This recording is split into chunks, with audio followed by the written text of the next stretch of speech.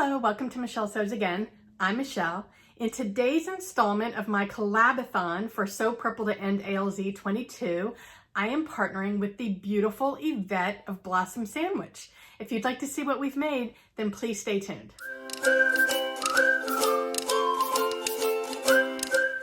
Okay, so Yvette and I partnered together last year for a collab. We did one fabric two ways. We both had the same piece of Ankara fabric that was honestly just stunning. It's this turquoise with these big, vibrant, huge flowers on it. And I made one of my most favorite makes that I've ever made, the Seamwork Molly jacket. Seamwork or Fiber Mood? Fiber Mood? The Molly jacket. I'll put a picture here because I love it so much. And I made it, and it's a reversible jacket. And she made the Valley dress, which it was really funny because when I was going through what my options were, I was like, I want to make another Valley dress, but I feel like this fabric is too stiff for that, so I don't think it's a good choice. And then she chose the Valley dress, and it came out gorgeous. I was totally wrong, and she proved me wrong, and I was so happy about it because her dress was absolutely gorgeous.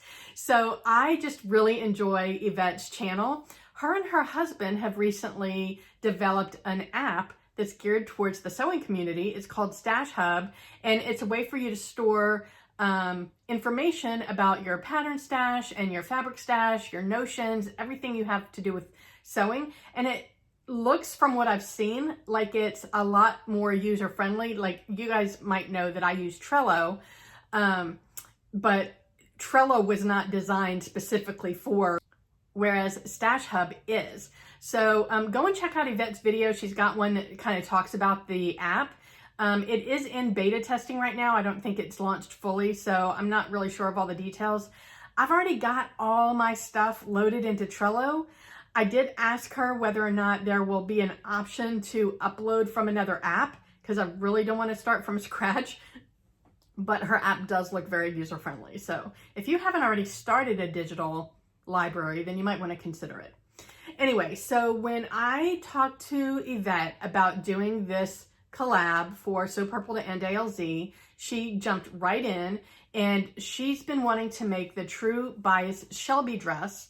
And this is a dress that was not on my radar. I mean, it was on my radar as far as I knew about it, because I mean, the dress has gone viral, right?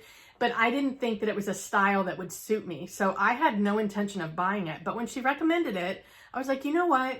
I need to try something outside of my comfort zone. I get challenged all the time that my clothes are too boxy, and this definitely has some seaming in it that makes it a little bit more curvy. And so I was like, you know what? I should try this. So I was all in. So let me tell you a little bit about it. You probably already know all of these things, but this is what I do in a review. So the description of the dress is, it is a princess seam. Oh, and by the way, I will put some line drawings of it here. If you're not already aware, this is a dress and a romper pattern. It comes in two lengths for both the dress and the romper. One is a midi that's supposed to hit mid-thigh, and the other is a maxi length. They both come with a V-neck. They have a short sleeve option and a cap sleeve option. They both come with back waist ties, and they button up the front. The fabric options are lightweight wovens like a challis or, you know, a linen, things like that. You do need 9 3/8 inch buttons for the dress and 6 for the romper. For sizing, I'm just going to give you what the max sizing is. It goes up to a size 32, which is a chest size 59.5 inches. Waist is 52.5, and hip is 61.5. So fairly size inclusive there. I made the size 24 based on my current measurement. So the 24 body measurements are 51.5. I'm between a 50 and a 51, but the next size down was, I think, a 48 or 49. And I definitely didn't want it to be tight. So I went with it based on bust measurement.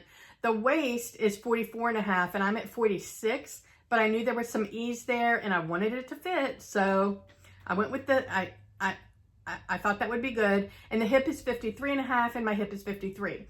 So I did not do any grading. I made the straight size 24. based on my size and the view that I was making, it said that I needed 3.2 yards and I only had 3 yards. I made it out of this rayon challis. This fabric is just gorgeous. It was a dream to work with. It's very drapey, but it wasn't slinky. Like, it wasn't difficult to work with at all. Let me see if I can give you a little hint of the drape. I got this fabric. I had gotten 2 Sew Haley Jane boxes in 2020 when I first started sewing again. But as much as I loved the boxes, the shipping from the UK to the US was just, I couldn't justify it, which, you know, it doesn't take much for me to be able to justify something, but I just couldn't do it, especially because one of the things that I love about sewing is mixing my own pattern and fabric and picking my own fabric. And although I love this fabric, it's probably not one that I would have picked out on my own, but I mean, it's gorgeous. But I just feel like the box thing is not for me. So I did get this in a Sew Haley Jane box, and I've been trying to, I haven't known what I was going to make out of it. But then I did the purple challenge, and when I was going through all of my fabric stash and all of the projects, I zeroed in on this for the Shelby right away. I knew it would be perfect, and I was right. But the problem is it did call for 3.2 yards and I only had 3. So what I ended up doing was, and the purists out there are going to hate me for this, but I was not going to go and buy more. I mean, first of all, I got this fabric 2 years ago. And I don't know, this was the only thing I could think of to do. So I made the neck, it's an all-in-one facing that goes all the way up the front placket around the neck and down again. And so I made that in a different fabric. I happen to have some scraps of another rayon challis that is the exact same quality as this. It's the same weight, it's the same drapiness, but it's a completely different color. And I actually happened to get this in another fabric box. It was a US based one that's out of business now. And I love this fabric, but it's quite different.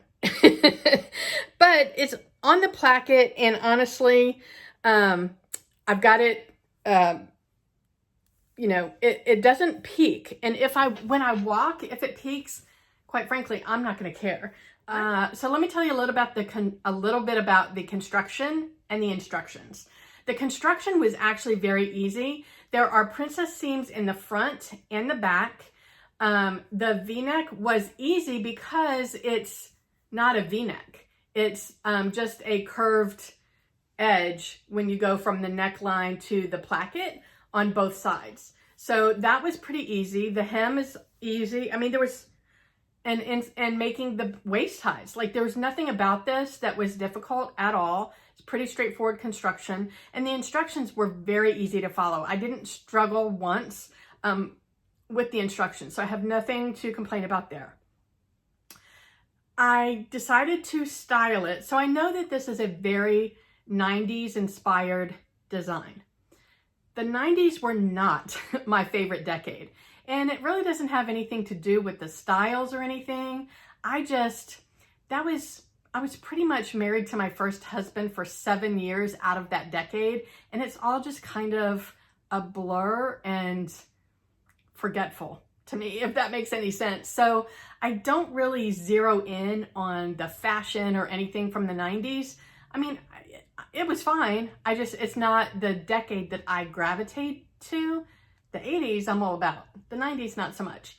However, I figured, so I thought about styling it in a 90s fashion with some combat boots and stuff, and I've got some black ankle boots, but they're not combat boots. They're kind of a snakeskin. They're kind of cool looking, but they're not combat boots.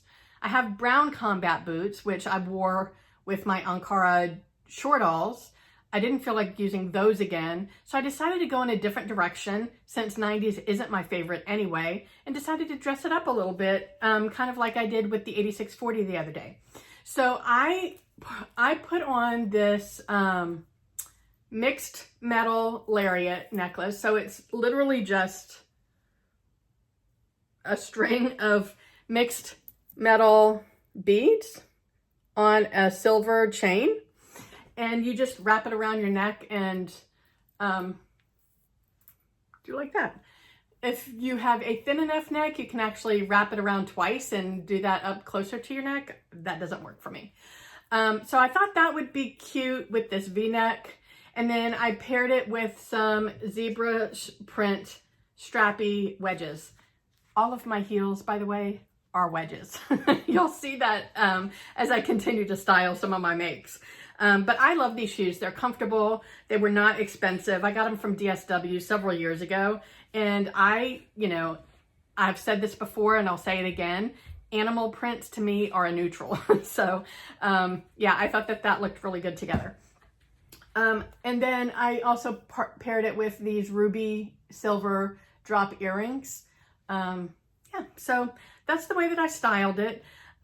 What are my final thoughts on this dress? So even though I was concerned that this style might not suit me, once I put it on, I didn't even need to style this one to look at it and say, hey, I think this might be okay. And then once I styled it and like zhuzhed myself up a little bit, I was like, I think I actually look good in this. So again, it's not a dress I'm gonna wear every day. And yes, I do have the shoulder issue again. So first of all, I do wanna give a shout out to all of those of you that made a comment in my 8640 video about the shoulder seams. I never considered the fact that having the shoulder seam in the right place would make the sleeve fit better. That didn't even cross my mind. So I am going to make that adjustment on the 8640 and see if that resolves my sleeve issue. And thank you so much for giving me that insight. Sometimes I get kind of caught up in like, I don't have to do things the proper way. And sometimes the proper way is the proper way for a reason. It's not just for the way it looks. And people's idea of what's proper from a visual perspective. So thank you for that. I really do appreciate it. So I do realize that these shoulder seams are also a smidge off. This is the shoulder seam right here, and this is my shoulder. So I don't know, what's that? 5/8 of an inch or something like that. So I probably just need to take that in a little bit. The sleeves on this fit fine. So honestly, I don't know that I would take it in. And honestly, the top is probably a smidge big. So I don't think I could size down because I feel like the waist fits me.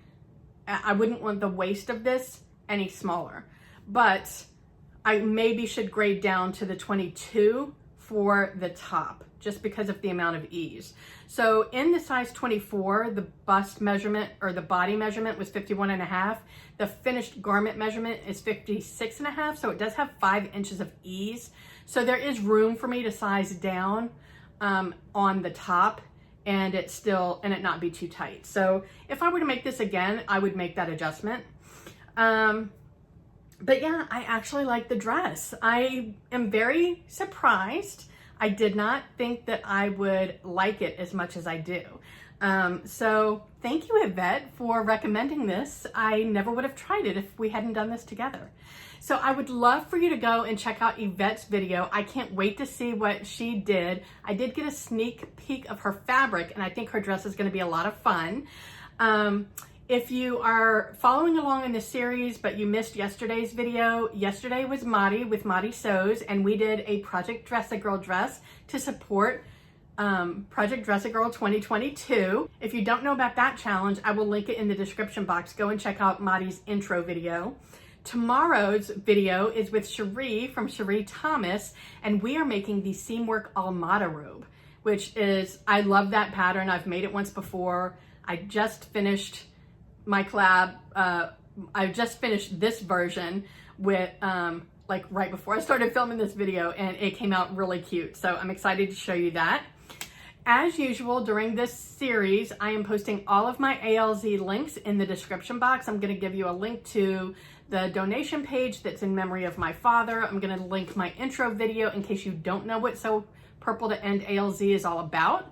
And I'm linking all of my collaborators, what date we're collaborating, and what project we're collaborating on in the description box below. I would love it if you would go and check all of those collaborators out. They all have amazing channels. Wherever you are, I hope the weather's amazing. I hope you're able to get some sewing in, and I will talk to you tomorrow. Bye.